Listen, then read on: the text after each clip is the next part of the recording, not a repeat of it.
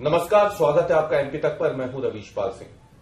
हमारी इस खास पेशकश एमपी फाइल्स में आज हम बात करने वाले हैं मध्य प्रदेश की राजधानी भोपाल में बदमाशों के जो हौसले बुलंद है और जो चुनौती वो खाकी को दे रहे हैं, आखिर उस पर खाकी इतनी बेबस क्यों नजर आ रही है। हम उस भोपाल की बात कर रहे हैं जहां पे मध्य प्रदेश के मुख्यमंत्री का निवास है।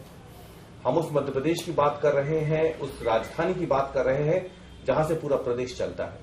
तमाम बड़े आईएएस, आईपीएस अफसर, नीति बनाने वाले अफसर, नेता, विधायक, मंत्री सब यहीं रहते हैं। लेकिन इसके बावजूद बीते 10 दिनों में ऐसे कई घटनाक्रम सामने आ गए हैं जो कि भोपाल के इतिहास में लंबे समय से एक ही साथ नहीं देखे गए थे। सवाल यह है कि आखिर भोपाल पुलिस को बदमाश चैलेंज देने में इतने कामयाब कैसे हो जा रहे हैं। इसी पे आज हम बात करेंगे और हमारे साथ मौजूद है मध्य प्रदेश के बेहद वरिष्ठ पत्रकार दिनेश गुप्ता जी।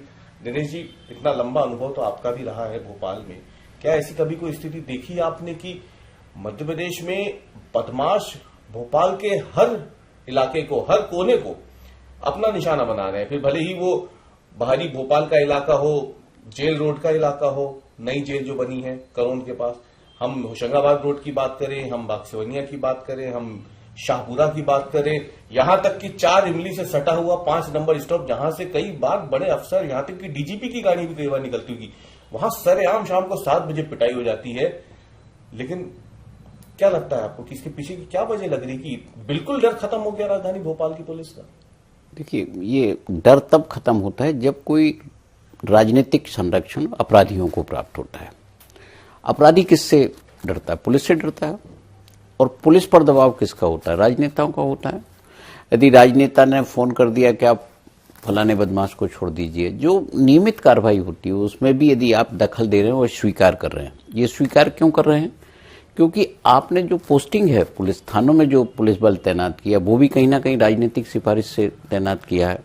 तो अप्रत्यक्ष तौर पर आप क्या देखेंगे कि जो भोपाल में हो या कहीं भी आप जहां इस तरह के अपराध होते हैं, तो एक जो कॉकस है, एक जो गठजोड़ होता है ना अपराधियों, पुलिस या राजनेता का, ये धीरे धीरे कहीं ना कहीं ये मजबूत कर रहा है। ये बहुत गंभीर संकेत है भोपाल के लिए, क्योंकि इस तरह का जो घटनाक्रम लगातार कभी नहीं होता था। पुलिस का एक्शन दिखता था। यदि एक घटना होती थी तो पुलिस का एक्शन इतना इफेक्टिव होता था कि अपराधी घरों से निकलने की हिम्मत नहीं करते थे। लेकिन आज तो आप देख रहे हैं कि भोपाल में सरेआम चैलेंज करके भी वो अपराध कर रहे हैं। तो इसका मतलब ये है कि पूरा सिस्टम लचर है और जो लोग तैनात हैं, जिनकी जिम्मेदारी है अपराध रोकने की, अपराधियों को आइडेंटिफाई करने की, उनको गिरफ्तार करने की, या उन पर जो दंडात्मक कार्रवाई है, प्रतिबंधात्मक कार्रवाई है, उसको करने की, वो कहीं ना कहीं प्रोफेशनली वीक हैं, या उन्हें जिस तरह का संरक्षण प्रशासनिक स्तर पर मिलना चाहिए या प्रशासनिक स्तर पर जिस तरह का उनको हौसला मिलना चाहिए वो नहीं दिया जा रहा है। इसी के कारण ये हो रहा है कि अपराधियों के हौसले बढ़े हुए हैं और जो पुलिस बल है वो हाथ पे हाथ धरा हुआ, शायद वो ऊपर के किसी आदेश का या किसी बड़ी घटना का इंतजार कर रहा है, जो कि सरकार के लिए बेहद गंभीर संकेत है। क्या भोपाल में आपको लगता है कि पुलिस कर्मियों की संख्या जो है वो कम पड़ गई है, या फिर वीआईपी ड्यूटी की वजह से जो असल मकसद है लॉ एंड ऑर्डर का वो कहीं ना कहीं प्रभावित हो रहा है? एक वरिष्ठ पत्रकार होने के नाते, भोपाल के नागरिक होने के नाते आप क्या देख रहे हैं?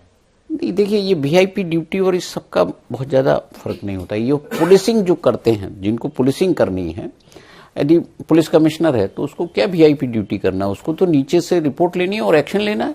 इतना अमला जो वीआईपी ड्यूटी के लिए एक पूरा अलग अमला दिया हुआ है, आप कहीं ना कहीं एसी कमरे से अपने बाहर नहीं निकल पा रहे हैं कि जहां आप जाएं मैदानी स्तर पर कार्रवाई करें। घटना स्थल पर यदि एक घटना होती है, पुलिस कमिश्नर चला जाए वहां उस घटना स्थल पर, तो क्या पुलिस बल सक्रिय नहीं होगा? लेकिन आप कमरे में बैठकर सिर्फ समीक्षा कर निर्देश देकर काम नहीं हो सकता। आपको पुलिसिंग करनी होगी और अपनी जो काबिलियत है वो बतानी होगी, क्योंकि ये जितने भी घटनाक्रम हो रहे हैं ये ग्रामीण इलाके के नहीं है कि दूर दराज के किसी इलाके में हो गया, ये शहर में हो रहे हैं। सबसे ज्यादा जो घटनाएं हो रही हैं वो शहरी थानों के क्षेत्र में हो रही हैं, जहां पुलिस कमिश्नर का सीधा दखल है। आपने पुलिस कमिश्नर सिस्टम क्यों लागू किया था भोपाल में? क्या इसीलिए किया था ना कि अपराध और अपराधियों पर हम एक जो है इफेक्टिव उन पर कार्रवाई होगी उन पर जो है जो प्रोसिक्यूशन में डिले होता है, सजा नहीं हो पाती, उन सब पर हम इफेक्टिव कार्रवाई करेंगे। लेकिन आप कुछ नहीं कर रहा है ये सारी चीजें। एक सीरीज भोपाल में हो गई और धीरे धीरे क्या हो रहा है कि जो भोपाल की पहचान एक जो है आपराधिक घटनाओं की एक कैपिटल के तौर पर भी धीरे धीरे होती जा रही है और लोगों में कहीं ना कहीं एक डर तो है। आप देखिए ना कि पुलिस वाले के बच्चों भी उसमें शामिल कई मामलों में घटनाक्रम में सामने आए हैं। उन पर कार्रवाई जब नहीं करते हैं आप, वो लोगों को घर से निकाल कर पीटते हैं, धमकियां देते हैं, तो इससे क्या होगा? दूसरा जो अपराधी है वो भी फिर अपने रास्ते निकाल लेता है कि पुलिस तो इसी तरह से काम करती है, हमें कोई जो है यदि अपराध कर भी देंगे तो हमें कोई डर नहीं है, फिर जो है कुछ दिनों के लिए जेल में रहेंगे और फिर वापस आ जाएंगे। क्योंकि जो आपको अधिकार दिए गए हैं, यदि आपको जिला बदर का अधिकार है तो ऐसे अपराधियों को जिला बदर करिए, अदालत से जमानत नहीं होने दीजिए। ये प्रयास भी तो पुलिस को करना है। यदि जेल से छूट जाता है तो फिर आपको लगता है ये गंभीर किस्म का अपराधी है, तो फिर आप इसको फिर जेल में रखने के लिए कुछ ना कुछ कार्रवाई तो करेंगे। ये सारी कार्रवाई जब नहीं होती है तब अपराधी ज्यादा जो है उसको लगता है कि हमारे लिए ये बड़ा ग्रीन फील्ड है और कहीं भी जाकर एक वारदात कर दीजिए।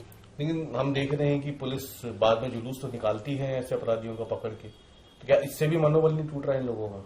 नहीं, जुलूस जो है वो एक डिफेंसिव एक्ट माना जाए कि ठीक है हो गया, चलो अब जुलूस निकाल लेते हैं, कम से कम बच जाएंगे कि हमने कुछ तो कार्रवाई की है। लोगों में जो दहशत फैला रहे थे उनको उसी जगह पर उनका जुलूस निकाला जाता है। ये ट्रेंड तो चल ही रहा है पिछले कुछ समय से। नहीं, ये आप लगातार ये ट्रेंड क्यों नहीं होता है?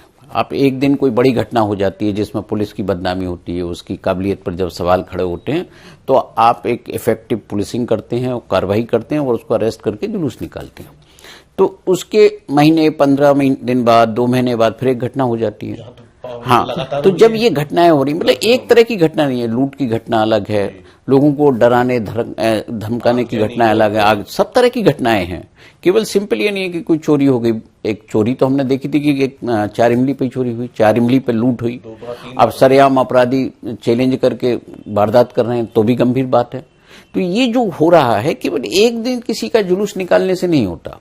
ये आप जो पुलिसिंग के सेट जो प्रैक्टिस है उसको जब तक आप उस पर काम नहीं करेंगे तब तक इस तरह की घटनाएं, इस तरह के जो अपराधी हैं वो लगातार अपना काम करते रहेंगे। एक अपराधी जाता है, दूसरा फिर नया आ जाता है, नए तरह का अपराध करता है। एक जो है दौर ऐसा था कि भोपाल में जो है बहुत सारी पुराने टाइम में अलग अलग तरह की घटनाएं होती थी। आजकल तो नए नए तरीके अपराधी इस्तेमाल कर रहे हैं, तो उस तरह से पुलिसिंग होनी चाहिए। अभी हमने जैसे मछली का जिक्र भोपाल में आया था, तो मछली का पूरा जो एक नेटवर्क था, क्या वो टूट गया? क्या वो भी नहीं टूटा है। तो अपराधियों को संरक्षण मिलता कैसे है? जब आप एक बड़े नेटवर्क को बीच में छोड़ देते हैं। आप पहले कार्रवाई करते हैं, बड़े एक्टिव होकर कार्रवाई करते हैं, लेकिन कुछ दिनों बाद जब राजनीतिक कोई आपको दबाव आता है तो आप पीछे हट जाते हैं। फिर इससे अपराधियों के हौसले बढ़ते हैं और फिर वो कहीं ना कहीं संरक्षण के लिए ऐसे लोगों की तलाश करते हैं जिन पर पुलिस हाथ डालने से डरती है। बहुत बहुत धन्यवाद। हमसे बात करने के लिए दिनेश गुप्ता जी थे, वरिष्ठ पत्रकार हैं और बड़ा लंबा चौड़ा अनुभव है मध्य प्रदेश का। तो जाहिर सी बात है कई सारे मुद्दे हैं जो उन्होंने उठाए हैं, साफ किया है कि पुलिसिंग जब हो तो सिर्फ पुलिसिंग ही हो, और जब कभी इस तरीके के गुंडा तत्वों के खिलाफ कार्रवाई हो तो उसे बीच मझधार में कम से कम पुलिस ना छोड़े, उसे अंजाम तक पहुंचाए, ताकि कानून का खौफ, खाकी का खौफ इस तरीके के गुंडों के मन में हमेशा बना रहे। हमारे आज के विश्लेषण में इतना ही। कल हम फिर हाजिर होंगे एक नए मुद्दे के साथ। तब तक के लिए धन्यवाद।